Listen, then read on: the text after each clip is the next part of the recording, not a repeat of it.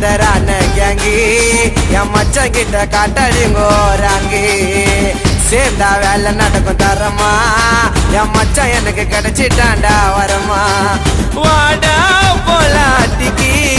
என் மச்சான் தான் சீமா சிட்டிக்கு சின்ன பின்னோ சிக்கம் குத்து நட்பு இருந்தா லைஃப் கேத்து நாங்கெல்லாம்